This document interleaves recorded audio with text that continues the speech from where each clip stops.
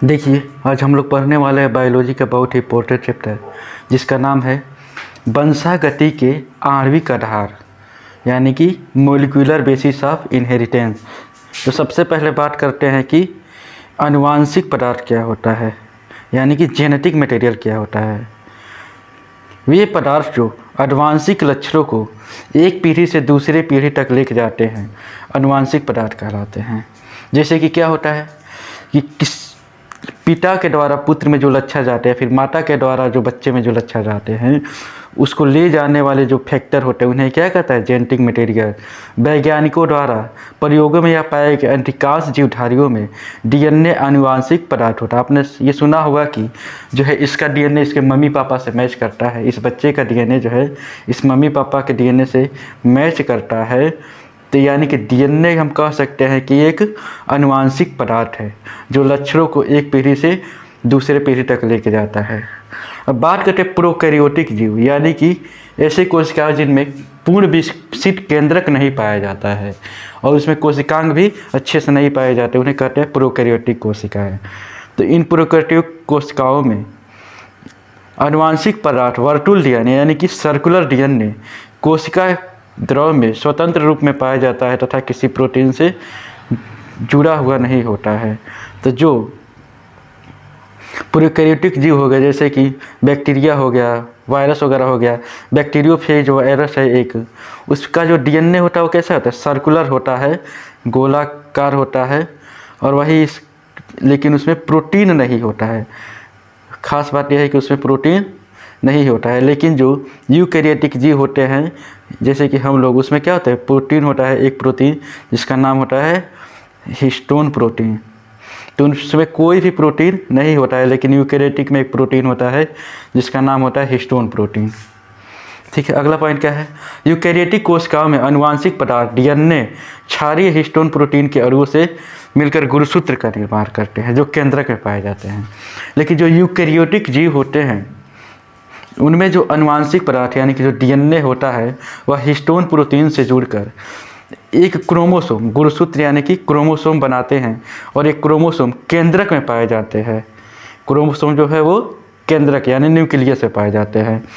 जैसे कि आपने देखा होगा कि ये सेल है, सेल के बीच में एक केंद्रक होता है, चारों तरफ साइटोप्लाज्म यानी कि कोशिका द्रव होता है। इसी केंद्रक में धागे जैसी संरचना पाई जाती है जिसे न्यूक्लियस का गुणसूत्र कहा जाता है, यानी कि क्रोमोसोम कहता है। और उसी क्रोमोसोम्स में ऐसे होते हैं क्रोमोसोम, और उसी क्रोमोसोम से डीएनए और आरएनए वगैरह होते हैं। ठीक है, इनमें कुछ मात्रा में डीएनए माइटोकॉन्ड्रिया और लवक में ही पाया जाता है। जो यूकैरियोटिक जीव होते हैं उनका डीएनए जो है माइटोकॉन्ड्रिया और लवक में ही पाए जाते हैं। यूकैरियोटिक डीएनए रेखीय होता है, जैसे कि आपने देखा होगा कि यूकैरियोटिक का डीएनए होता है इस तरह से रेखीय लीनियर होता है। मानव में 46 और ड्रोसोफिला में 8 गुणसूत्र पाए जाते हैं। जो मानव में गुणसूत्र की संख्या होती है वो 46 होती है, और ड्रोसोफिला एक मक्खी है उसमें 8 क्रोमोसोम्स पाए जाते हैं। ठीक है,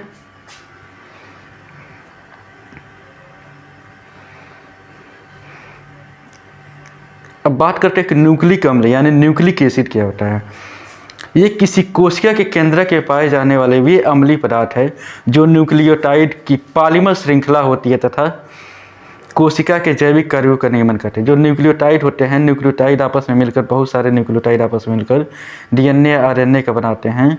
तो इन्हीं को जोड़कर एक पॉलीमर बनाते हैं। पॉलीमर का मतलब बहुत सारे न्यूक्लियोटाइड उसमें जुड़े होंगे और एक लंबी सी श्रृंखला बनाएगा। न्यूक्लिक अम्ल मुख्यतः 2 प्रकार के होते हैं, एक डीएनए और आरएनए, डीऑक्सीराइबोज न्यूक्लिक एसिड और राइबोज न्यूक्लिक एसिड। तो देखिए, न्यूक्लिक अम्ल मुख्यतः 3 अणुओं से मिलकर बना होता है, शर्करा, फास्फोरिक अम्ल और नाइट्रोजनस बेस। ठीक है, तो इन तीनों के बारे में देखते हैं। जो शर्करा होती है वो 2 प्रकार की होती है, एक डीऑक्सीराइबोज और एक राइबोज शर्करा। ठीक है, यानी कि राइबोज में कितने ऑक्सीजन है, 5, और डीऑक्सीराइबोज में 4। इसका सूत्र क्या हो रहा है, C5H10O4, और जो राइबोज है इसका फार्मूला हो जाएगा C5H10O5। राइबोज में एक ऑक्सीजन ज़्यादा है और डीऑक्सीराइबोज में एक ऑक्सीजन कम होता है। और देखिए फास्फोरिक अम्ल दूसरा इसका कंपोनेंट होता है।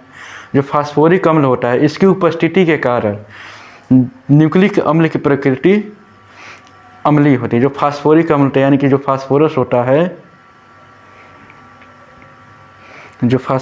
है उसी के कारण जो है न्यूक्लिक अम्ल जो होता है वो एसिडिक नेचर का होता है यानी कि अम्लीय प्रकृति का होता है। अब देखिए नाइट्रोजनी क्षारक यानी कि नाइट्रोजनस बेस, ये नाइट्रोजन युक्त कार्बनिक यौगिक है जो मुख्यतः दो प्रकार के होते हैं, जैसे कि प्यूरिन बेस और पिरामिडीन बेस। तो प्यूरिन बेस में एडेनिन ग्वानिन आते हैं और पिरामिडीन में थाइमिन, साइटोसिन और यूरेसिन, ये तीनों पिरामिडीन बेस है और ये दोनों एडेनिन और ग्वानिन प्यूरिन बेस है।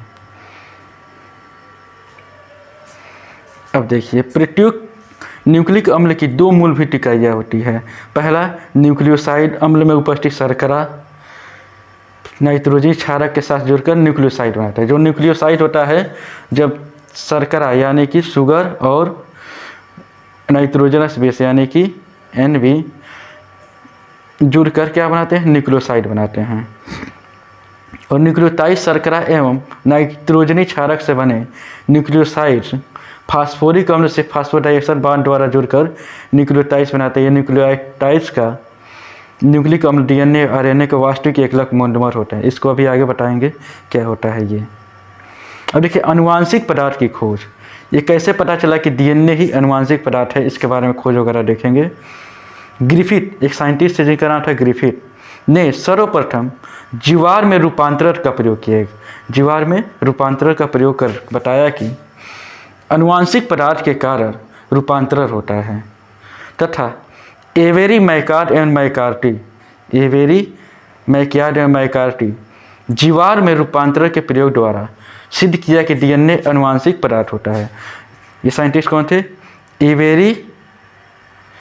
एवेरी मैकियार्ड और मैकार्टी। इसमें किसने प्रयोग किया? जीवाणुओं में। और ये सिद्ध कर दिया कि DNA अनुवांशिक पदार्थ है। DNA की अम्लीय प्रकृति की खोज फ्रेडरिक मिस्चर ने जो है बताया कि DNA अम्लीय होता है। आगे बताएंगे कि DNA अम्लीय क्यों होता है आगे, ठीक है। अब देखिए DNA के बारे में पढ़ते हैं। डीऑक्सीराइबो न्यूक्लिक अम्ल DNA 1 यानी कि DNA, इसका पूरा नाम होता है डीऑक्सीराइबो न्यूक्लिक अम्ल। यह मुख्यतः केंद्रक में पाया जाता है। यह केंद्रक के अलावा माइटोकॉन्ड्रिया, हरित लवक में भी DNA अल्प मात्रा में पाया जाता है, लेकिन बहुत कम में, लेकिन मुख्यतः केंद्रक में पाया जाता है। DNA का एक एकलक डीऑक्सीराइबो न्यूक्लियोटाइड और डीऑक्सीराइबो शर्करा फास्फेट मूलक तथा एक नाइट्रोजनी क्षारक जैसे कि एथिलीन, ग्वानिन, साइटोसिन तथा थाइमिन के जुड़ने से बनता है। ये तीनों इकाइयाँ मिलकर न्यूक्लियोटाइड, कौन सी तीनों इकाइयाँ? डीऑक्सीराइबो शर्करा, फास्फेट मूलक तथा नाइट्रोजनस बेस, ये तीनों मिलकर एक न्यूक्लियोटाइड का निर्माण करती है, ठीक है। अब देखिए बहुत ही इंपॉर्टेंट चीज़, वाटसन और क्रिक ने सन 1953 में DNA की संरचना का द्विचक्राकार यानी कि द्विकुंडलित मॉडल प्रस्तुत किया, ठीक है। अभी इसको आगे बताएंगे एकदम डिटेल में, जो लॉन्ग टाइप में पूछा जाता है, वाटसन और क्रिक का DNA मॉडल। अब देखिए हर्शे एवं चेज का पारगमन प्रयोग, ट्रांसडक्शन एक्सपेरिमेंट है हर्शे एंड चेज। हर्शे तथा चेज के पारगमन प्रयोग को निम्नवत समझाया जा सकता है। जीवाणु खोज यानी कि बैक्टीरियोफोज, एक बैक्टीरिया होता है, एक वायरस होता है बैक्टीरियोफेज वायरस, जीवाणुओं का विषाणु है, यानी कि क्या करता है, जीवाणुओं को खाता है, जिसका नाम है बैक्टीरियोफेज। T1 एक जीवाणुभोजी है जो ई कोलाई को प्रभावित करता है। अभी हमने माना कि T1 एक बैक्टीरियोफेज है जो ई कोलाई बैक्टीरिया को खाता है। हर्शे एवं चेज ने सन ई कोलाई को दो संवर्धित माध्यमों में संवर्धित किया। एक संवर्धन माध्यम रेडियो एक्टिव सल्फर 35 और दूसरे संवर्धन माध्यम में रेडियो एक्टिव फास्फोरस डाला। इसने दो बैक्टीरियोफेज लिया, एक सल्फर 35 डाला और एक में फास्फोरस 33 डाला। ये दोनों रेडियोएक्टिव थे। रेडियोएक्टिव सल्फर ने सल्फर युक्त अमीनो अम्ल से जुड़कर जीवाणु प्रोटीन यानी कि जो सल्फर था वो प्रोटीन बना लिया, जबकि रेडियोएक्टिव फास्फोरस न्यूक्लियोटाइड से जुड़कर न्यूक्लिक एसिड यानी कि डीएनए बना लिया। एक बार फिर देखते हैं, जो सल्फर था ये क्या बना लेगा आपका प्रोटीन, सल्फर 35, और जो दूसरा क्या था आपका फास्फोरस 33, ये भी रेडियोएक्टिव था, ये जुड़कर बना लिया डीएनए।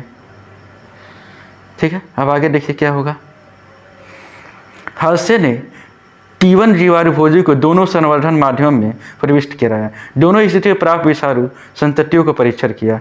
अब ये क्या कर दिया कि जितने भी ये दोनों थे फास्फोरस और सल्फर, इन दोनों को बैक्टीरियोफेज वायरस में अंदर प्रवेश कराया और दोनों का परीक्षण किया। जो बच्चे उत्पन्न हुए संतति यानी कि जो इसके बच्चे उत्पन्न हुए उनको परीक्षण किया।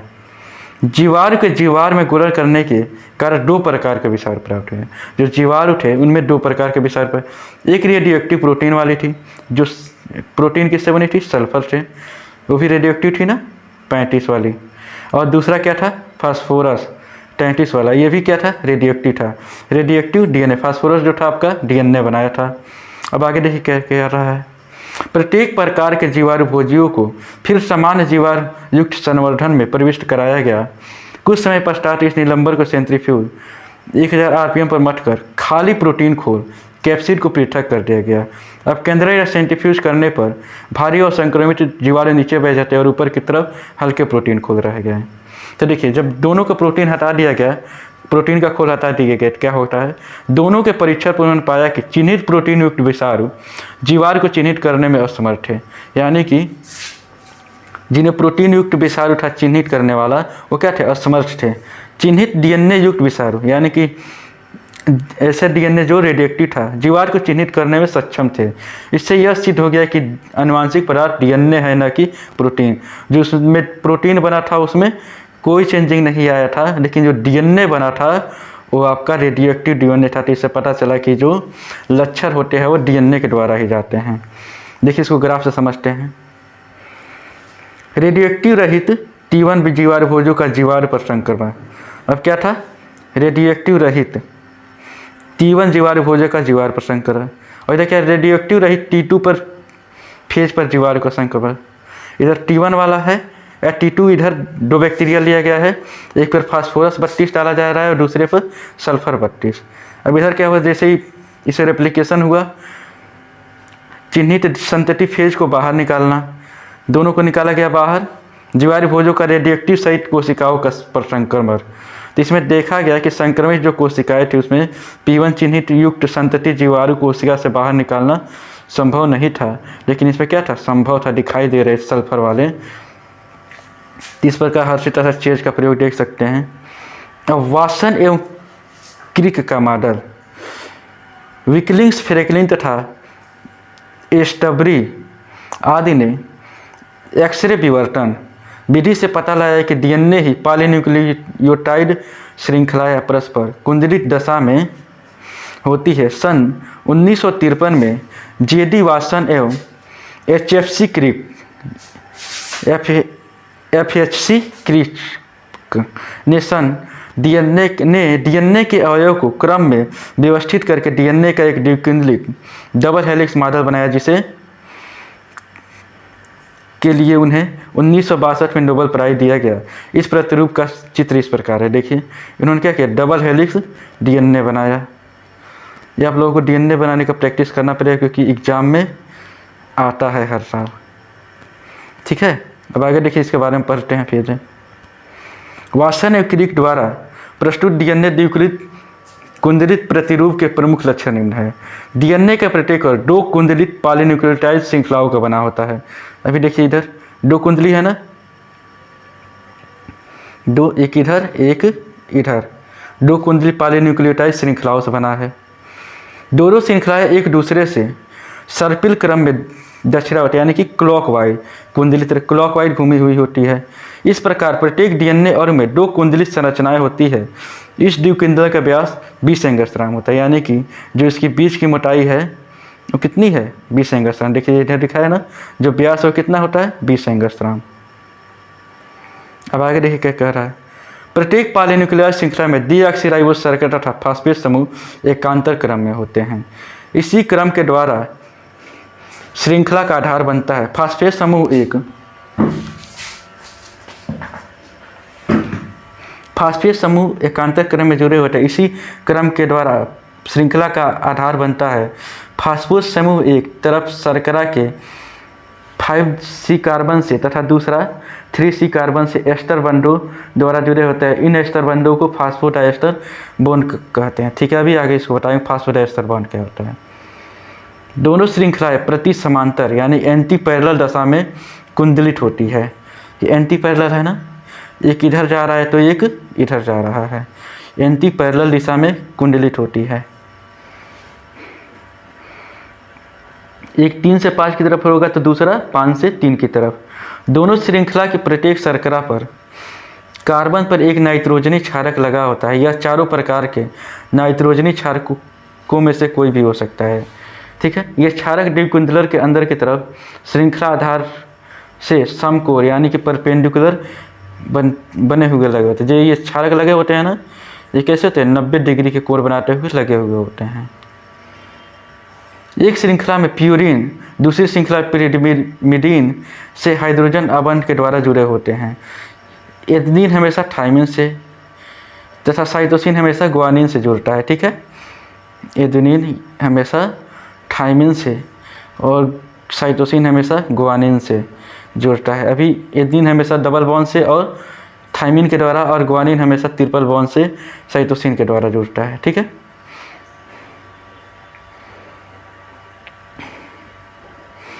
एडेनिन थाइमिडिन के बीच 2 हाइड्रोजन बॉन्ड यानी कि इसके बीच डबल बॉन्ड लगे होते हैं, और ग्वानिन साइटोसिन के बीच 3 हाइड्रोजन बॉन्ड यानी कि ग्वानिन और साइटोसिन के बीच 3 हाइड्रोजन बॉन्ड लगे हुए होते हैं। अब देखिए, एक ही श्रृंखला के किन्हीं 2 न्यूक्लियोटाइड के बीच 3.4 एंगस्ट्रॉम की दूरी होती है। कुंडलर के चक्कर के बीच की दूरी 34 एंगस्ट्रॉम होती है। एक चक्र में 10 न्यूक्लियोटाइड के जोड़े होते हैं, यानी कि एक स्पिन में 34 एंगस्ट्रॉम। देखिए इधर बनाया होगा फिगर में, ये 34 दिया है ना, और इसमें कितने रहेंगे 10, 1 2 ऐसे काउंट करके 10 रहेंगे। तो एक के बीच की दूरी कितनी होगी 34/10 यानी कि 3.4 एंगस्ट्रॉम। एक न्यूक्लियोटाइड के बीच की यानी कि ये जो बॉन्ड बना है इसके बीच की दूरी कितनी होती है 3.4 एंगस्ट्रॉम।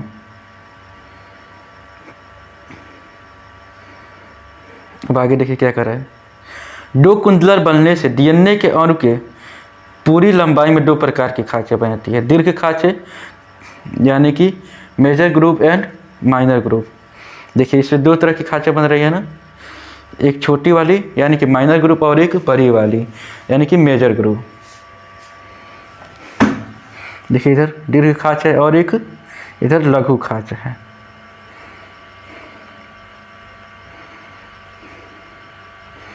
अब आगे डीएनए अम्लीय होता है जिसमें धनावेशित हिस्टोन प्रोटीन जुड़े होते हैं। डीएनए कैसा होता है एसिडिक होता है और जिससे धनावेशित हिस्टोन प्रोटीन जुड़े होते हैं।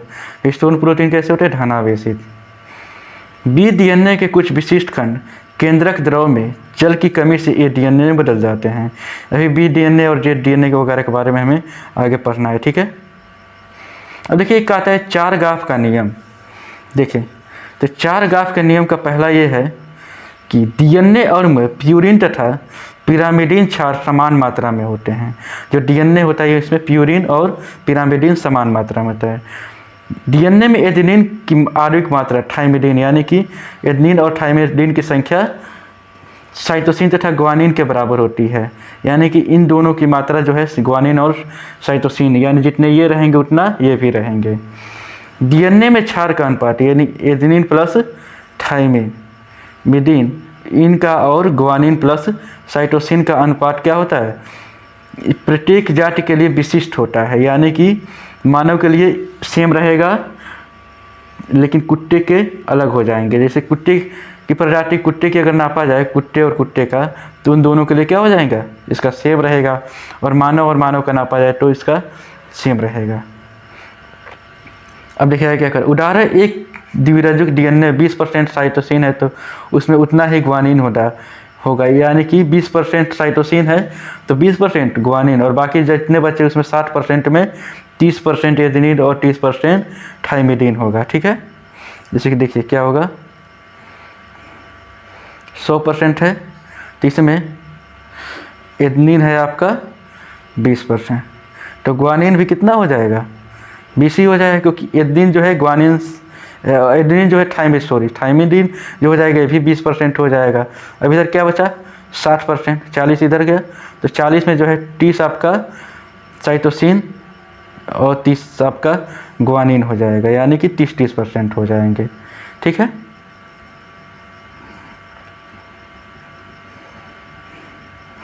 अब देखिए बी डीएनए एवं जेड डीएनए में अंतर। देखिए डीएनए दो प्रकार के होते हैं, बी डीएनए और जेड डीएनए। तो देखिए बी डीएनए जो दक्षिणावर्त कुंडलित होता है और जेड डीएनए वामावर्त, यानी कि बी डीएनए जो है दक्षिणावर्त यानी कि घड़ी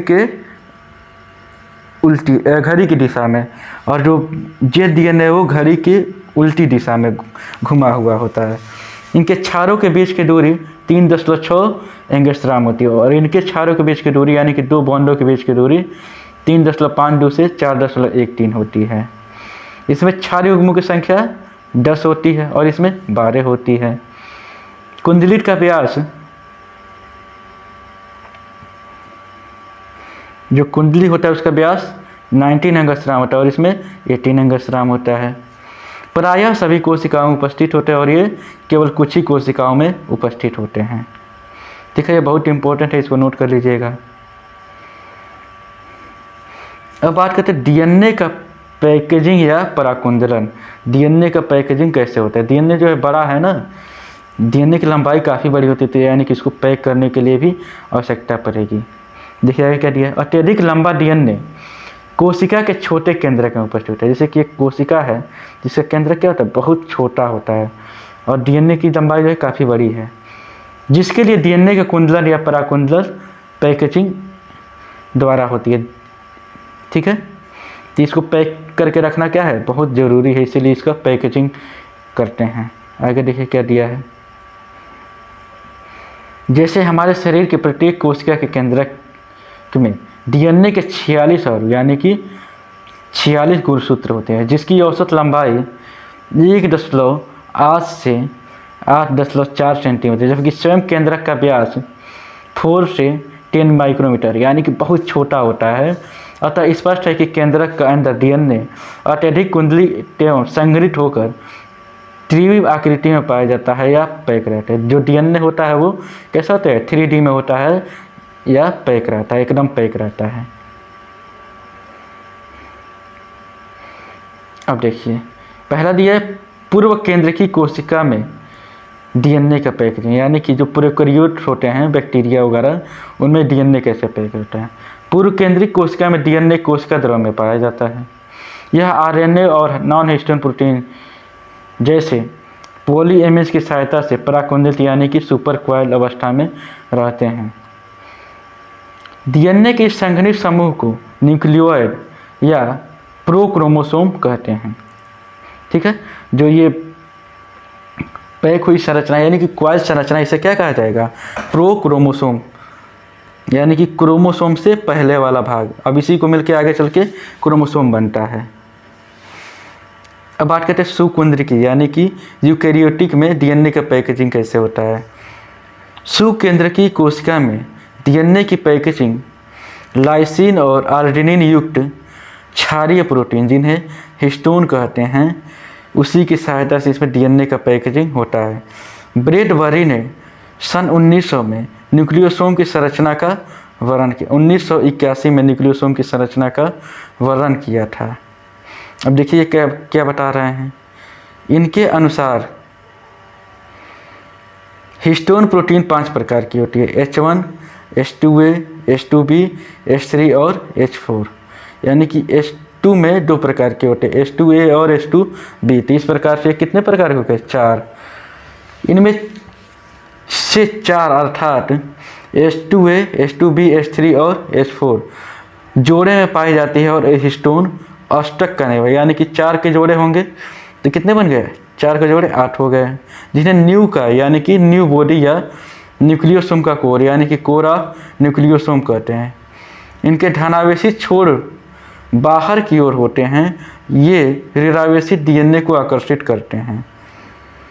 डीएनए के लगभग 166 युग्म न्यू काय पर यानी कि न्यू बॉडी पर लिपटकर न्यूक्लियोसोम को 110/60 एंगस्ट्राम का आकार प्रदान करते हैं।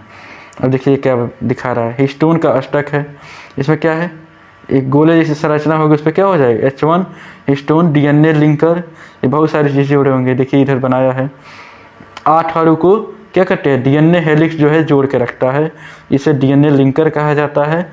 और इसकी लंबाई कितनी होती है, 1.5 नैनोमीटर से 11 नैनोमीटर, इधर ऊपर की तरफ हो जाएगा।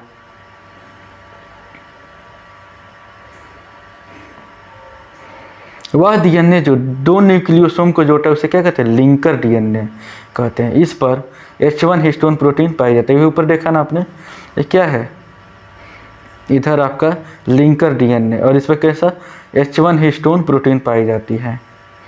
अब आगे देखिए क्या कह रहा है, न्यूक्लियोसोम या लिंकर डीएनए संयुक्त रूप से क्रोमेटोसोम का निर्माण करते हैं। जो लिंकर डीएनए होते हैं ये क्रोमेटोसोम का निर्माण करते हैं। न्यूक्लियोसोम इलेक्ट्रॉन सूक्ष्मदर्शी में मलिकाबद्ध यानी कि बीडेड स्ट्रिंग संरचना के रूप में दिखाई देती है। जो न्यूक्लियोसोम होती है वो मलिकाबद्ध यानी कि जो माले की मोटी होती है ना, उसी के जैसे ये दिखाई देती है। मलिकाबद्ध श्रृंखला कुंडलित होकर सोलेनॉइड बनाती है, जिसके प्रत्येक घुमाव तर्ण में 6 न्यूक्लियोसोम होते हैं। एक घुमाव में कितने न्यूक्लियोसोम होंगे, 6, जिसकी मोटाई 10 नैनोमीटर होती है, जो संघनित व कुंडलित होकर 30 नैनोमीटर मोटाई का हो जाता है। सोलेनॉइड और कुंडलित होकर 300 नैनोमीटर के क्रोमेटिन टेंटू क्रोमेटिन फाइबर और कुंडलन द्वारा 700 नैनोमीटर का क्रोमेटिड बनता है। क्रोमेटिन नॉन हिस्टोन गुणसूत्री प्रोटीन यानी कि नॉन हिस्टोन क्रोमोसोमल या NHC प्रोटीन पर पाया जाता है। ठीक है, कुछ स्थानों पर क्रोमेटिन अत्यधिक संग्रहित होकर गहरे अभिरंजित होने वाले हेटेरोक्रोमेटिन बनाते हैं। ठीक है, हेटेरोक्रोमेटिन, और कुछ स्थानों पर ढीला होकर हल्का अभिरंजित होने वाले यूक्रोमेटिन बनाते हैं। अब देखिए हेटेरोक्रोमेटिन और यूक्रोमेटिन में, अब बात करते हैं हेटेरोक्रोमेटिन और यूक्रोमेटिन में अंतर के बारे में। तो 2 चार्ट बनाएंगे, यूक्रोमेटिन और हेटेरोक्रोमेटिन। इसमें डीएनए कम मात्रा में उपस्थित होता है और हेटेरो में क्या होता है, इसमें डीएनए अधिक मात्रा में उपस्थित होता है। गुणसूत्र अभिरंजकों में यह भाग गहरा रंगता है और यह कहते हैं गुणसूत्र अभिरंजकों में यह भाग हल्का रंगता है, जिसके कारण यह प्रकाश में दिखाई नहीं देता। ठीक है, यह गुणसूत्र का संघनित भाग है यानी कि कंडेंस भाग है, जो केंद्रक के चारों ओर रहते हैं। और यह कहते हैं यह गुणसूत्र का फैला हुआ भाग है, अर्थात केंद्रक गुणसूत्र की तुलना में कम संघनित, तो ये चारों तरफ फैले हुए होते हैं। ठीक है, और हेटेरोक्रोमेटिन भाग में डीएनए का द्विगुणन देर से होता है, अतः इसके जीन सदैव निष्क्रिय रहते हैं। और यूक्रोमेटिन में क्या होता है, द्विगुणन जल्दी हो जाता है यानी कि इसके जीन बहुत ज़्यादा सक्रिय रहते हैं। ठीक है, यह क्या है, यह भाग अनुलेखन की दृष्टि से निष्क्रिय होता है और यह कहता है अनुलेखन की दृष्टि से सक्रिय होता है। ठीक है, अब देखिए डीएनए का द्विगुणन यानी कि रिप्लिकेशन ऑफ डीएनए, 1 से 2 डीएनए का बहना क्या कर रहा है, डीएनए का रेप्लिकेशन। कोशिका विभाजन के लिए डीएनए का द्विगुणन आवश्यक है। डीएनए अणु का स्वयं का द्विगुणन करता है, जिससे डीएनए के एक अणु से उसी आकार के 2 अणु बनते हैं। कोशिका के केंद्रक में विद्यमान गुणसूत्र के सभी डीएनए अणु द्विगुणित होते हैं। जो कोशिका के केंद्रक होते हैं ना, उसके जो क्रोमोसोम्स होते हैं वो डीएनए के अणु द्विगुणित होते हैं, जिसके फलस्वरूप प्रत्येक गुणसूत्र 2 संततिक गुणसूत्र यानी कि 2 डॉटर क्रोमोसोम से बदल जाते हैं। कोशिका के विभाजन के समय दोनों डॉटर क्रोमोसोम, या अगर आप 11th में पढ़े होंगे तो पता होगा कि डॉटर क्रोमोसोम क्या होते हैं। अलग अलग संतति कोशिकाओं में पहुंच जाते हैं। इस प्रकार एक ही प्रकार के डीएनए दोनों संतति कोशिकाओं में डीएनए बराबर मात्रा में पहुंच जाती है। बार बार ऐसा होने से कोशिकाओं के विभाजन के साथ साथ आनुवंशिक सूचना पीढ़ी दर पीढ़ी ट्रांसफ़र होती रहती है। ठीक है, अब देखिए इस सूचना को ट्रांसफ़र करने के डीएनए द्विगुणन आवश्यक है। अब देखिए द्विगुणन की संभावित विधियाँ, मेथड ऑफ डीएनए रेप्लिकेशन, यानी कि डीएनए रेप्लिकेशन कैसे होता है। पहला क्या, संरक्षित विधि। इसके अंतर्गत दो निर्मित रज्जुकों में एक पूर्ण रूप से नया तथा दूसरा पुराना होता है। क्या होता है, दो डीएनए के है तो इसमें क्या हो जाएगा, एक पुराना हो जाएगा और एक नया, पूरी तरह से एकदम एग्जैक्ट कॉपी रहेगा। और अर्ध संरक्षित में क्या होगा, अर्ध संरक्षित में एक पुराना रहेगा तो दूसरा क्या हो जाएगा, दूसरे का आधा भाग नया रहेगा और आधा भाग पुराना हो जाएगा। और प्रसार विषय, इस विधि के अंतर्गत दोनों परिणामी रज्जु के कुछ भाग पुराने तथा कुछ भाग नए डीएनए के होते हैं। ठीक है,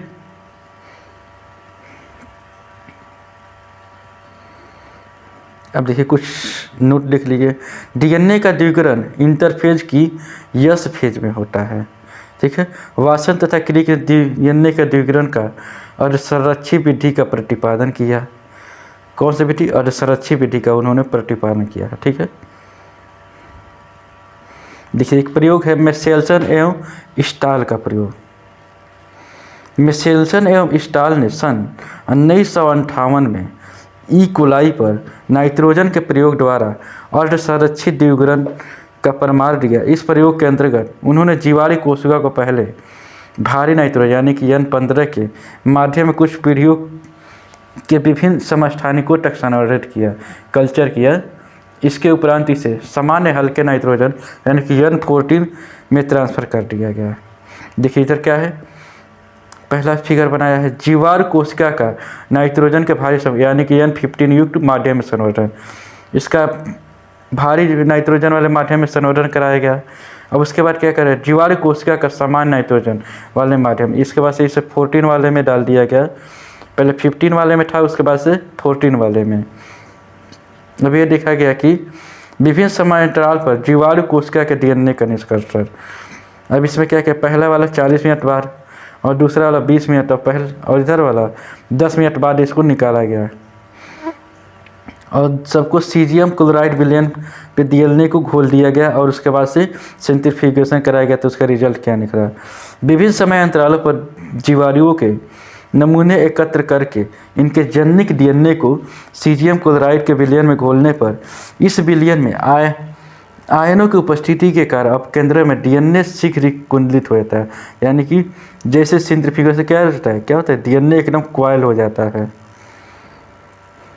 अब देखो किया आगे क्या दिया है, नाइट्रोजन 15 एक डीएनए अधिक सघन होने के कारण इस विलयन में नीचे आकर रुक जाता है, जबकि 14 वाला जो डीएनए एक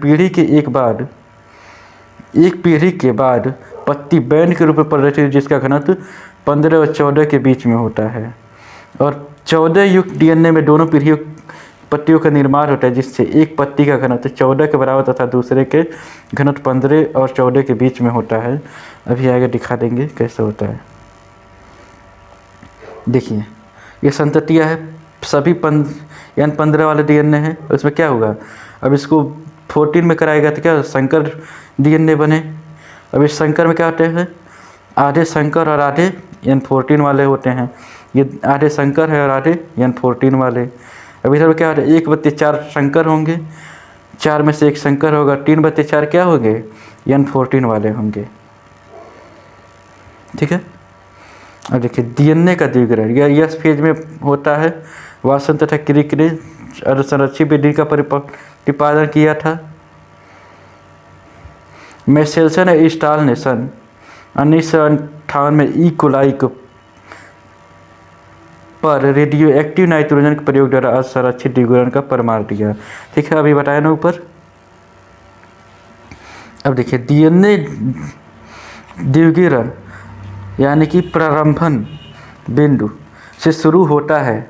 यह यूकेरियोटिक में यह कई अनगिनत प्रारंभन बिंदु होते हैं, जबकि प्रोकैरियोटिक में एक ही प्रारंभन बिंदु, क्योंकि यूकेरियोटिक का डीएनए बड़ा सम्मिश्र होता है। यूकेरियोटिक का डीएनए जो है बहुत ही कम्प्लेक्स होता है, ठीक है।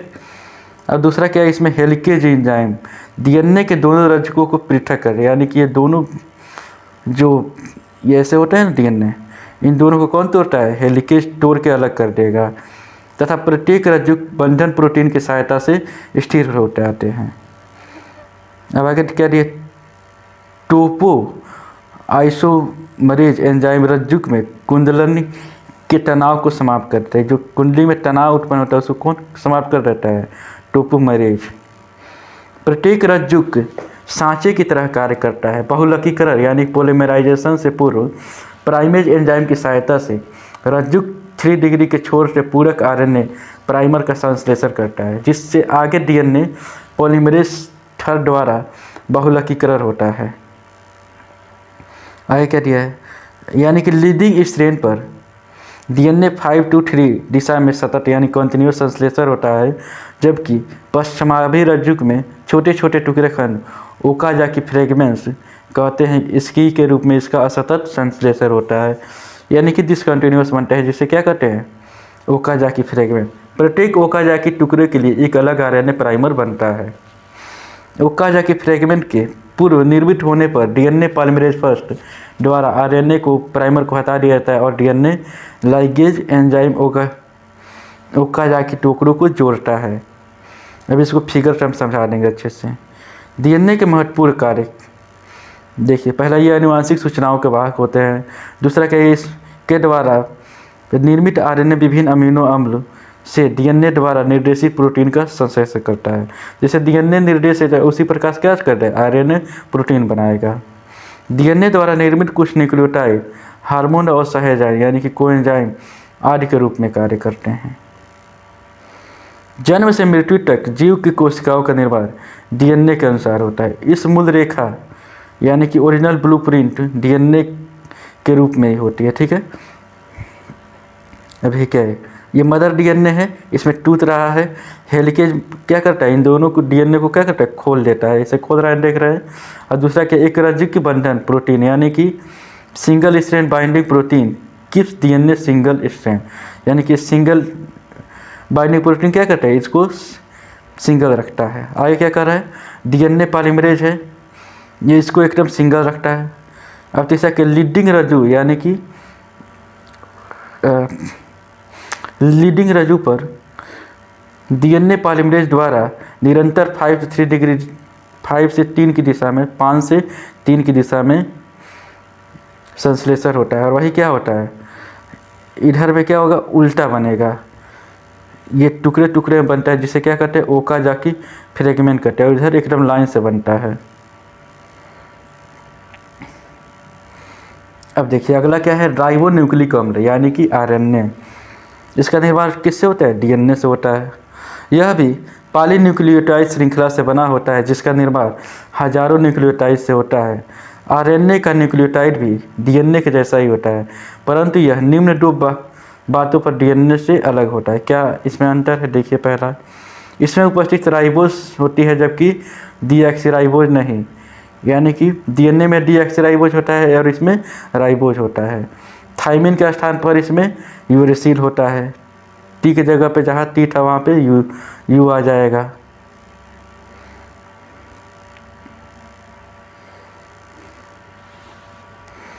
अब देखिए क्या कह रहा है, यह सामान्य आनुवांशिक पदार्थ नहीं होता, परंतु अपवाद स्वरूप यानी कि डबल हेलिकल एवं आनुवांशिक भी होता है। जैसे कि रियो वायरस में कैसा है, आनुवांशिक पदार्थ होता है।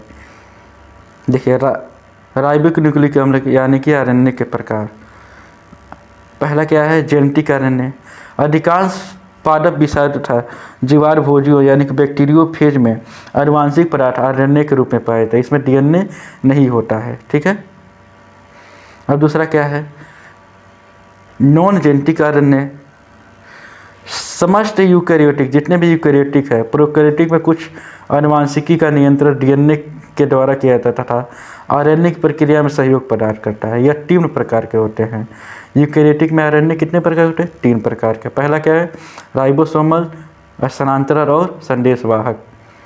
RRNA, tRNA, mRNA. मात्रात्मक दृष्टि से आरएनए कोशिकाओं में सबसे अधिक यही पाया जाता है। कौन सा? आरआरएनए। 60% होता है इसकी मात्रा। ये लंबी पॉलीन्यूक्लियोटाइड चेन बनाता है और मुख्य रूप से राइबोसोम का निर्माण करता है। इसका काम क्या होता है? आरआरएनए का राइबोसोम का निर्माण करना। और टीआरएनए का यह 1 मोल NaCl में घुलनशील होता है, इसलिए इसे घुलनशील आरएनए यानी कि एसआरएनए, सोल्यूबल आरएनए भी कहा जाता है। कोशिकीय आरएनए की कुल मात्रा में इसका भाग लगभग 15% होता है। यह प्रोटीन संश्लेषण की अनुलिपिकरण प्रक्रिया में सहयोग प्रदान करता है तथा 75 से 90 न्यूक्लियोटाइड्स का बना होता है, जो क्लोवर पट्टी की आकृति में से। अभी इसको दिखाएंगे कैसे क्लोवर पट्टी के जैसे कैसे होता है, अभी फिगर पे दिखा देंगे इसको। अगला क्या है? संदेशवाहक यानी कि यह मैसेजर या आरएनए। विशिष्ट प्रोटीन संश्लेषण हेतु डीएनए के द्वारा आवश्यक संकेत mRNA में अनुलेखित किए जाते हैं। यूकेरियोटिक में यह विजातीय प्रकार का होता है, इस कारण इसे विजातीय आरएनए यानी कि hnRNA भी कहते हैं। अब क्या है? आरएनए स्थानांतरण यानी कि ट्रांसफर आरएनए। क्लोवर पट्टी प्रतिरूप यानी कि इसका क्या है? मॉडल है क्लोवर लीफ मॉडल। टीआरएनए की प्राथमिक संरचना है। टीआरएनए की संरचना 5 भुजाएं होती है।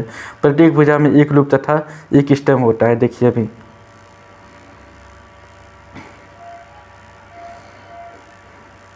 इसमें कितनी भुजाएं? 5, 1 2 3 4। इसमें क्या होता है? 5 लूप और एक स्टम्प होता है।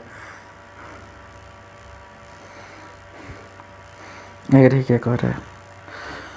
संग्राहक स्टेम, एक्सेप्टर स्टेम। इस भुजा को अमीनो अम्ल भुजा भी कहते हैं। इस भुजा के सिरे पर लूप नहीं होता, बल्कि ड्यूक्विलर का एक सूत्र 5 डिग्री सिरे वाला तथा दूसरा 3 डिग्री सिरे वाला होता है। 3 डिग्री सिरे वाले सूत्र के सिरे पर साइटोसिन एडेनिन यानी कि CCA क्षार वाले राइबो न्यूक्लियोटाइड का क्रम होता है। इस सिस्टम में 7 क्षार युग्म तथा 4 अयुग्मित क्षार होते हैं। 20 में से एक विशेष प्रकार का अमीनो अम्ल कार्बोक्सिलिक समूह COH द्वारा CCA को एडिनोसिन के 2 या 3 के क्रम में हाइड्रोक्सिल समूह से सहसंयोजी बंध द्वारा जुड़ा रहता है। यह ATP की सहायता से बनने वाला उच्चतम एस्टर बंध है, जिसका उत्प्रेरक या मैग्नीशियम युक्त एंजाइम करता है। ठीक है, देखिए क्या है, ये इसी के बारे में बात हो रही है। CCA संग्राहक स्तंभ है ये।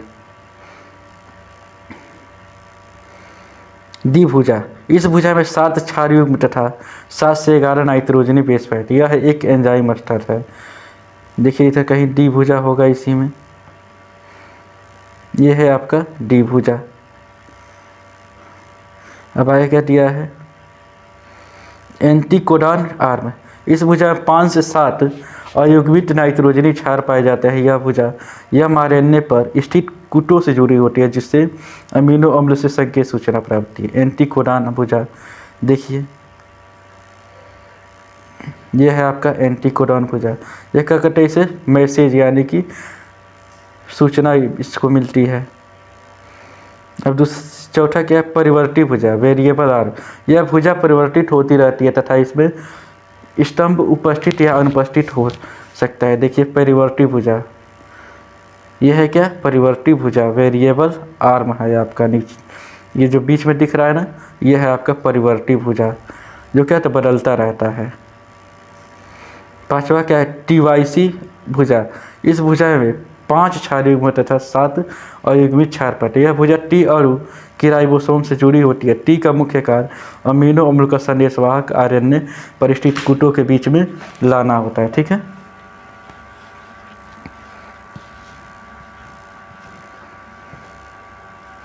अब बात करते हैं प्रोटीन संश्लेषण। ये भी बहुत इंपॉर्टेंट है। प्रोटीन निर्माण के चरण, steps of polypeptide chain synthesis. तो पहला क्या है? सूत्रपात या समारंभ, इनिशिएशन। प्रोटीन संश्लेषण का सूत्रपात कई सूत्रपात प्रोटीन की सहायता से होने वाली एक जटिल प्रक्रिया है। पॉलीपेप्टाइड श्रृंखलाओं का निर्माण अमीनो अम्लों के एक दूसरे से पॉलीपेप्टाइड बंध जुड़ने से होता है। एक अमीनो अम्ल का COH वर्ग दूसरे अमीनो अम्ल के NH वर्ग से जुड़कर पेप्टाइड बॉन्ड बनाता है। इसके लिए ऊर्जा की आवश्यकता होती है।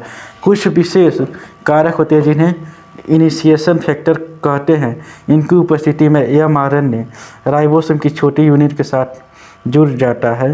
राइबोसोम की छोटी यूनिट mRNA के साथ इस प्रकार जुड़ जाती है कि पहला प्रकृत यानी कि जो कोड है, जिसे समारंभी प्रकृत इनिशिएटर कोडान भी कहते हैं, राइबोसोम की बड़ी यूनिट पर एक स्थान P के समीप आ जाता है। प्रायः प्रोटीन संश्लेषण की शुरुआत मिथियोनिन से होती है तथा मिथियोनाइल RNA यूआरएनए मोड पर मिथियोनिन लगा होता है। यह P बिंदु के निकट mRNA पर आरंभ प्रकृति में संलग्न हो जाता है। देखिए इधर फिगर बनाया है इसका, mRNA, tRNA, methionine RNA, anticodon, codon, और ये क्या है, राइबोसोम है जो क्या करेगा, प्रोटीन बनाएगा।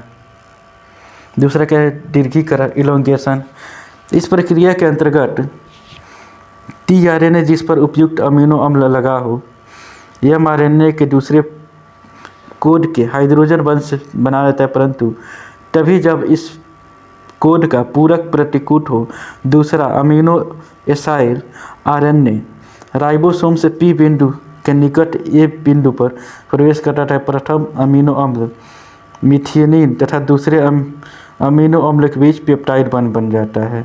यह अभिक्रिया पेप्टाइडल ट्रांसफरेज नामक एंजाइम द्वारा कंट्रोल की जाती है। ठीक है, इस प्रक्रिया में मिथियोनिन और उसके RNA के बीच संबंध टूट जाता है और इसका COH वर्ग अब दूसरे अमीनो अम्ल के स्वतंत्र NH2 वर्ग के साथ यानी समूह के साथ पेप्टाइड बॉन्ड बना लेता है। इस प्रकार A बिंदु पर लगे हुए द्वितीयक tRNA पर दो अमीनो अम्लों की डाइपेप्टाइड श्रृंखला बन जाती है। इसके उपरांत A बिंदु पर स्थित tRNA mRNA सहित P बिंदु पर पहुंच जाता है। इस क्रिया का स्थानांतरण या ट्रांसलोकेशन कहते हैं। ठीक है, ये फिगर बना है इसका भी। अब क्या है, तीसरा क्या है, इसका चरण क्या है, टर्मिनेशन। mRNA के निरर्थक प्रकोप यानी नॉनसेंस कोडान के A बिंदु पर आने से उसमें कोई अमीनो अम्ल नहीं जुड़ पाता, अतः इस दशा में प्रोटीन का संश्लेषण रुक जाता है। जैसे ही ये कोड आता है क्या होता है, प्रोटीन का सिंथेसिस रुक जाता है। अब देखिए जीन अभिव्यक्ति क्या है। जीन अभिव्यक्ति वह क्रिया है जिसके अंतर्गत जीन में कुतित सूचनाओं यानी कि कोड वाले मैसेज का अन्य पदार्थों में प्रकटीकरण होता है। यह पदार्थ प्रोटीन विभिन्न जीवों में लक्षण परक यानी फिनोटाइप का निर्माण करते हैं।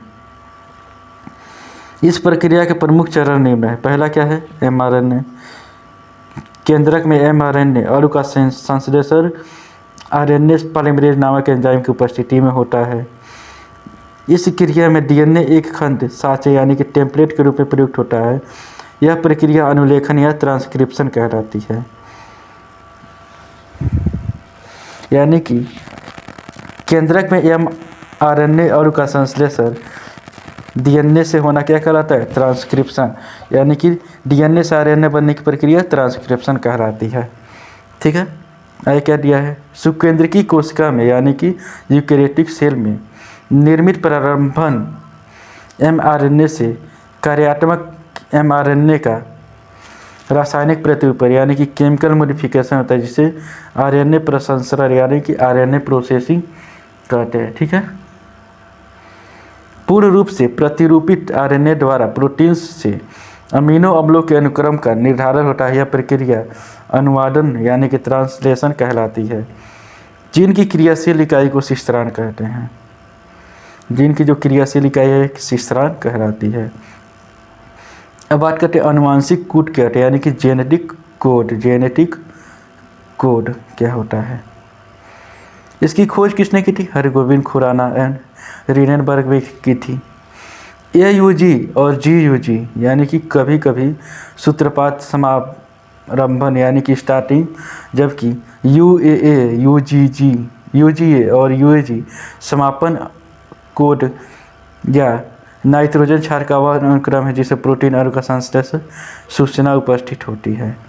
3 पॉलीपेप्टाइड का वह अनुक्रम जो किसी विशिष्ट अमीनो अम्ल का निर्माण करता है प्रकोड या कोडान कहलाता है। यानी कि 3 कोडों का वह सीक्वेंस जो क्या करता है, कोई ना कोई अमीनो अम्ल बनाता है, उसे कोडान या प्रकोड कहते हैं।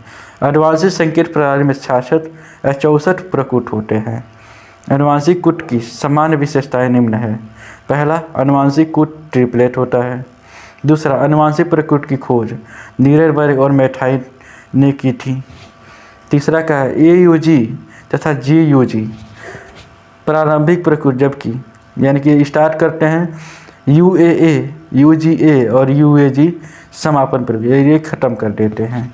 समापन प्रकोड किसी भी अमीनो अम्ल का निर्माण नहीं करते हैं। जब वो समापन करें कैसे करेंगे फिर निर्माण। अनुवांशिक कूट कोमा विहीन होते हैं तथा सार्वत्रिक यानी कि यूनिवर्सलिटी दर्शाते हैं। सार्वत्रिकता से तात्पर्य है कि जीव चाहे पूर्व केंद्रिक या स्वीकृत की अनुवांशिक कुछ समान प्रकार के अमीनो अम्ल का निर्माण, जैसे कि AUG दिया है, इससे क्या बन रहा है, कोई अमीनो एसिड बन रहा है, चाहे वो प्रोकैरियोटिक हो या फिर यूकैरियोटिक हो, सेम वही अमीनो एसिड उसमें भी बनेगा, दोनों में एक ही चीज़ बनेगा। अगर इंसुलिन बना तो इंसुलिन ही बनेगा दोनों में। अगर ये क्या दे रहा है, अनुवांशिक कूट अनअतिव्यापी यानी कि नॉन ओवरलैपिंग होती है, अर्थात ये एक ही अक्षर का उपयोग 2 विभिन्न प्रक्रियाओं में नहीं किया, यानी कि एक ही अक्षर जो है 2 चीज़ नहीं बना सकती है। AAG से ऐसा नहीं कि इंसुलिन भी बन जाए और भी हार्मोन सारे बन जाए, ऐसा संभव नहीं है। छठवां क्या है, अनुवांशिक कूट असंदिग्धता यानी कि नॉन एम्बिगुइटी दर्शाता है, अर्थात एक विशिष्ट प्रकृति अमीनो अम्ल को कोड को करता है। ठीक है। 7वां क्या है, बोबल परिकल्पना, बोबल हाइपोथेसिस सन 1968 में HFC क्रिक द्वारा की गई थी बोबल हाइपोथेसिस की। ठीक है। इसके अनुसार प्रकोड यानी कि जो कोडान के पहले 2 अक्षर अमीनो अम्ल के निर्धारण के लिए आ सकते हैं और तीसरे कोड को प्रभावित किए बिना भिन्नता प्रदर्शित, जैसे कि CCA, CCC, CCG, CCU, ये सभी प्रोलीन अमीनो अम्ल को कोड करते हैं। इसी तरह CUU, CUC, CUA और CUG ये सभी ल्यूसीन अम्लों को कोड करते हैं। ठीक है। इसका कारण यह है कि RNA एक से अधिक प्रकृति को पहचान सकता है। ऐसा माना गया है कि तीसरे स्थान पर क्षारकों में वावलिन या डगमगाहट होती है और अस्थायी युग्मन नहीं हो पाता, जबकि ओवलिंग के कारण tRNA की संख्या प्रकृति की तुलना में कम हो जाती है। 8वां क्या है, अनुवांशिक कूट अपभ्रष्ट यानी कि डिजेनरेसी दर्शाता है, अर्थात केवल 2 अमीनो अम्ल मिथियोनिन तथा ट्रिप्टोफैन को छोड़कर शेष सभी अमीनो अम्लों को एक से अधिक प्रकृति कोड यानी कि जो कोडान होते हैं वो कोड करते हैं। अगला क्या है, जीन अभिव्यक्ति का नियमन, ले के उपरांत मॉडल, ये बहुत ही फेमस मॉडल है। जब पास स्थित संरचनात्मक जीन एवं उससे संबंधित नियंत्रक जीन एक समूह में उपस्थित होकर कोशिकाओं में उपापचयी क्रियाओं का आनुवंशिक रूप से नियमन करते हैं तो इसे ओपेरान कहते हैं। ओपेरान 2 प्रकार के होते हैं, पहला प्रेरक ओपेरान और संडमक ओपेरान। प्रेरक ओपेरान क्या होता है, जिसे लय ओपेरान भी कहा जाता है। इस तंत्र आधार में क्रियाधार सबस्ट्रेट की उपस्थिति द्वारा एंजाइम संश्लेषण को प्रेरित किया जाता है। ई कोलाई में लय ओपेरान प्रेरक ओपेरान का उदाहरण है। ई कोलाई जीवाणु द्वारा लैक्टोज शर्करा को ऊर्जा के स्रोत के रूप में उपयोग करने के लिए इसके विघटन की आवश्यकता होती है। लैक्टोज शर्करा के विघटन के पश्चात ग्लूकोज और गैलेक्टोज में विघटित हो जाती है। इस विघटन के लिए एंजाइम बी गैलेक्टोसिडोज की आवश्यकता होती है। लैक्टोज उपापचय में 2 एंजाइम परमिएज तथा ट्रांसएसिटाइलेज की आवश्यकता होती है। परमिएज एंजाइम लैक्टोज शर्करा के अणुओं को जीवाणु कोशिका में प्रवेश कराने में सहायक है, जबकि ट्रांसएसिटाइलेज का कार्य भी अभी अज्ञात नहीं है। ई कोलाई में तीनों एंजाइम को जीन एक साथ क्रमशः जेल सिस्टेरॉन, वाई सिस्टेरॉन एवं इस सिस्टेरॉन के रूप में उपस्थित होते हैं। इन तीनों को मिलाकर संरचनात्मक जीन यानी कि स्ट्रक्चरल जीन भी कहते हैं। ये एक साथ उपस्थित होते हैं, अतः इनकी सक्रियता भी जुड़ी हुई होती है। संरचनात्मक जीन के साथ ही इसकी सक्रियता को नियंत्रित करने वाला नियंत्रण जीन भी उपस्थित होता है। लैक आई जीन के नियंत्रण में लैक रिप्रेसिव प्रोटीन का संश्लेषण होता है। यह नियंत्रक जीन 3 प्रकार के नियामक, प्रोत्साहक और जीन एवं प्रचारक जीन होते हैं। जीनों के समूह को लय ऑपरेरन कहते हैं। ये नियमन करते हैं कि अतः इसे ऑपरेरन भी कहते हैं। ठीक है, अब देखिए लय के ऑपरेरन की कार्य प्रणाली यानी कि फंक्शन कैसे करते हैं। ई कोलाई में लय के ऑपरेरन निम्न 2 प्रकार से कार्य करता है। पहला लैक्टोन की अनुपस्थिति में, दूसरा क्या है लैक्टोज की उपस्थिति में। पहला देखते हैं लैक्टोज जब नहीं रहेगा यानी कि उसकी अनुपस्थिति रहेगी तब। जब जीवार में पोषक पदार्थ में लैक्टोज अनुपस्थित होता है तो लैक्टोज के उपापचय से संबंधित एंजाइम की आवश्यकता नहीं होती, यानी कि जब लैक्टोज नहीं रहता तो उसको बनाने के लिए कोई एंजाइम नहीं जरूरी होता है। अतः इस स्थिति में नियामक जीन यानी कि लैक आई का उत्पाद एक निरोधक प्रोटीन यानी कि रिप्रेसर प्रोटीन प्रचालक जीन यानी कि ऑपरेटर जीन से जुड़ जाता है और रिप्रेसर प्रोटीन यानी कि निरोधक प्रोटीन के प्रचालक पर जुड़ने के कारण आरएनए पॉलीमरेज एंजाइम प्रोत्साहक जीन पर नहीं जुड़ पाता है। वह संरचनात्मक जीन को अनुलेखन भी नहीं होता है। जब तक पोषक पदार्थ में ग्लूकोज उपस्थित होता है तब तक निरोधक प्रोटीन यानी कि रिप्रेसर प्रोटीन का निर्माण जारी रहता है। यह जीवार में ऊर्जा की खपत को भी बचाता है। ठीक है, आगे देखिए लैक्टोज की उपस्थिति में जब जीवाणु के संवर्धन माध्यम में ग्लूकोज की जगह लैक्टोज उपस्थित होता है तो परमेज एंजाइम की मदद से लैक्टोज शर्करा के कुछ अणु कोशिका में पहुंचते हैं तथा निरोधक यानी कि रिप्रेसर के साथ जुड़कर रिप्रेसर इंड्यूसर कॉम्प्लेक्स का निर्माण करते हैं। इस कारण रिप्रेसर प्रोटीन निष्क्रिय हो जाता है और प्रचालक जीन से नहीं जुड़ पाता है। इस स्थिति में स्वतंत्र प्रचालक पर आरएनए पॉलीमरेज एंजाइम आसानी से जुड़कर संरचनात्मक जीन के अनुलेखन को प्रारंभ कर देता है। इस कारण लैक्टेज को प्रेरक यानी कि इंड्यूसर भी कहा जाता है। ठीक है, इधर देखिए इसका फिगर बनाया हुआ है। प्रेरक की अनुपस्थिति में प्रचालक क्षेत्र ओ में रिप्रेसर के बंधन से आरएनए पॉलीमरेज द्वारा अनुलेखन को बाधित होना, यहाँ पे रोक दिया है इसको, और इसमें क्या करें प्रेरक की उपस्थिति में इसको चालू कर दिया है।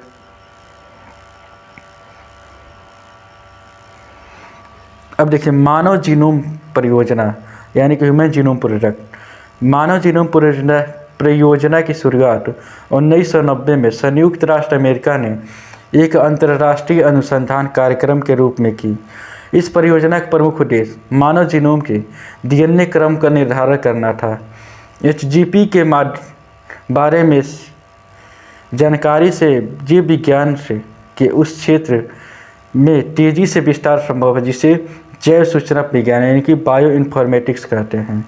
जीव परियोजना के प्रमुख उद्देश्य क्या क्या है देखिए, मानव जीनोम पर उपस्थित सभी क्षार युग्मों की संख्या तथा उसके अनुक्रमों का निर्धारण करना, मानव जीनोम पर उपस्थित सभी जीन्स को ज्ञात करना, मानव जीन्स के कार्यों का निर्धारण करना, कृत्रिम गुणसूत्र यानी कि बैक्टीरियल आर्टिफिशियल क्रोमोसोम्स या BACS या ईस्ट कृत्रिम क्रोमोसोम्स यानी कि YACS ईस्ट आर्टिफिशियल क्रोमोसोम यानी कि YACS के मनुष्य के डीएनए खंडों में क्लोनिंग करके मानव के जीनोम का चित्र तैयार करना अर्थात जीन चित्र करना। पांचवा इसका उद्देश्य क्या है, मानव जीनोम में उपस्थित आनुवांशिक चिन्ह यानी कि जेनेटिक मार्कर या आणविक चिन्ह का निर्धारण करना ताकि जीनोम का आनुवांशिक चित्र यानी कि जेनेटिक मैपिंग तथा भौतिक चित्र फिजिकल मैपिंग किया जा सके। आनुवांशिक विकार क्या है छूँगा।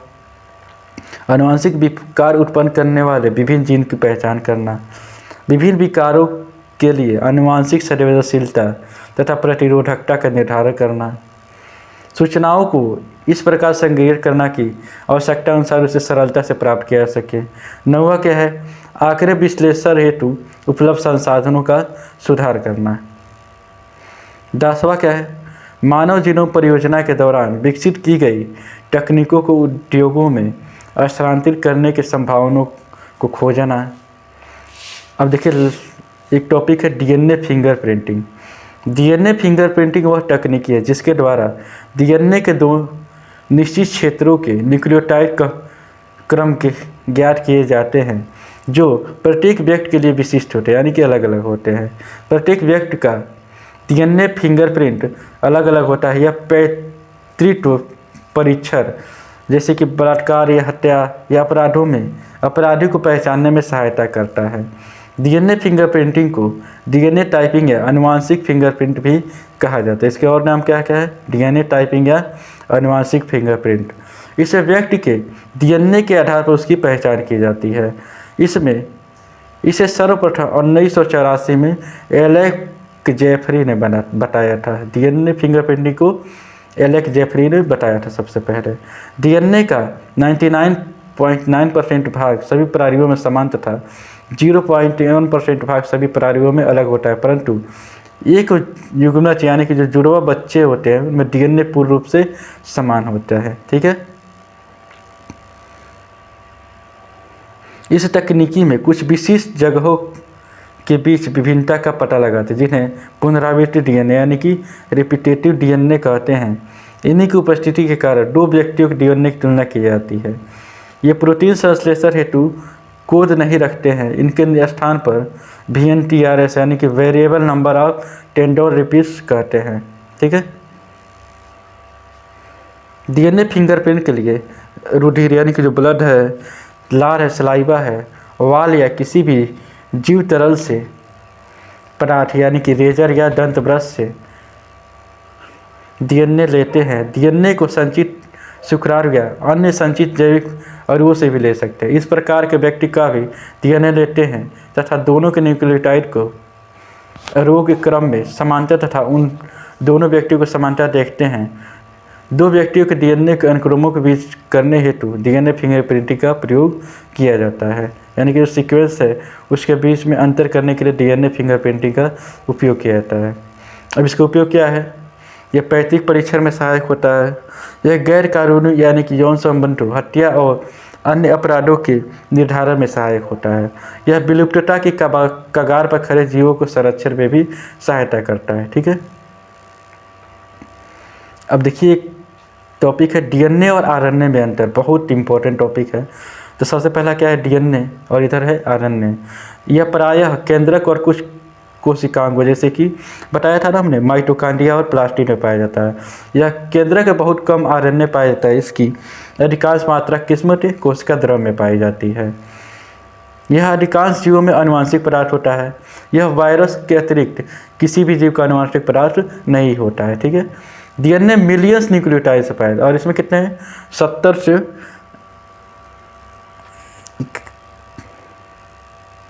12,000 तक न्यूक्लियोटाइड्स पाए जाते हैं। ठीक है, कुछ वायरसों को छोड़कर यह प्रायः डबल स्ट्रैंड होते हैं, यानी कि 2 स्ट्रैंड वाले होते हैं। और इसमें कहते हैं विषाणु को छोड़कर यह प्रायः एक रज्जुकी यानी कि सिंगल स्ट्रैंड वाले होते हैं। अभी क्या, डीएनए केवल 2 प्रकार का होता है, अंतः केंद्रकी यानी कि इंटरन्यूक्लियर, और एक क्या होता है, एक्स्ट्रा न्यूक्लियर, बाहर वाला। यह प्रायः 3 प्रकार का होता है, एमआरएनए, टीआरएनए और आरआरएनए। इसमें कौन सी शर्करा होती है, डीऑक्सीराइबोस शर्करा, इसमें राइबोस शर्करा। इसमें थाइमिन पाया जाता है, इसमें थाइमिन की जगह पे यूरेसिल पाया जाता है। द्विघुरण द्वारा नया अणु डीएनए अणु बनता है। यह प्रायः स्वतः द्विघुरित नहीं हो सकता है, यह हमेशा जब भी बनता है डीएनए से ही बनता है। डीएनए द्विघुरण हेतु प्राइमर की आवश्यकता होती है, और इसमें क्या होता है, आरएनए के निर्माण के लिए प्राइमर की आवश्यकता नहीं होती है, और पहले से उपस्थित अणुओं द्वारा बनते हैं। और एक क्या होता है, और का निर्माण डीएनए के जीन्स पर लिप्याकरण के द्वारा होता है। और ये क्या है, डीएनए द्वारा आनुवांशिक सूचना का आरएनए में अनुलेखन होता है। आरएनए द्वारा अनुलिखित सूचना का अनुवादन होता है। कोशिका में इसकी मात्रा क्या होती है? निश्चित होती है और इसकी मात्रा भिन्न भिन्न होती है। प्यूरिन और पिरामिडिन की संख्या में पाया जाता है और इसमें क्या प्यूरिन और पिरामिडिन की संख्या में कोई अनुपात नहीं होता, इसमें क्या होता है? समान संख्या में होते हैं। इसके साथ ये चैप्टर खत्म हो जाएगा अब।